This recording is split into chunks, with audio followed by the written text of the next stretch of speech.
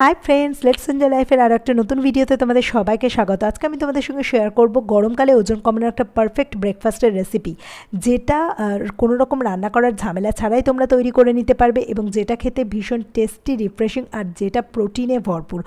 Overnight oats বানানোর জন্য ভালো করে মুখ বন্ধ করা যায় এরকম একটা গ্লাসের আমি নিয়ে নিয়েছি।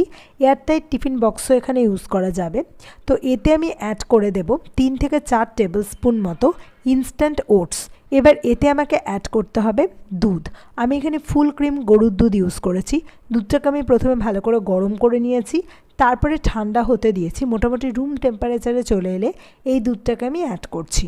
দেখো, এর কনসিস্টেন্সি যেরকম রাখতে চাও সেই অনুযায়ী দুধ অ্যাড করতে হবে।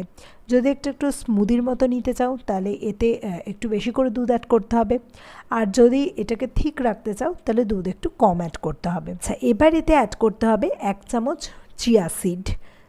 এই চিয়া সিডটাকে দিয়ে আমি এটা ভালো করে মিক্স করে নেব। দেখো, এবার এক্সট্রা প্রোটিন এবং টেস্টের জন্য আমরা অ্যাড করতে পারি এতে 1 চামচ পিনাট বাটার। তো এটা ভীষণই ভালো হয় পিনাট বাটারটা অ্যাড করলে, কিন্তু সামহাও আজকে কোনো কারণে আমার এটা খেতে ইচ্ছা করছিল না, সেই জন্য আমি অ্যাড করিনি।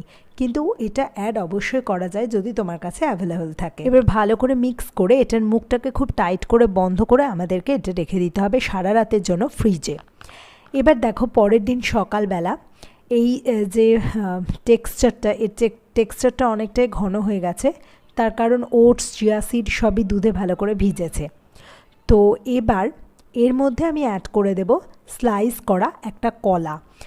কলার সঙ্গে তোমরা যে কোনো রকম ফল, আপেল, আম অ্যাড করতে পারো, বা কলাটাকে স্কিপ করে অন্য যে কোনো তোমার ইচ্ছে মতো ফল তুমি এতে অ্যাড করতে পারো। শুধুমাত্র চেষ্টা করবে টক জাতীয় ফলগুলোকে অ্যাভয়েড করার।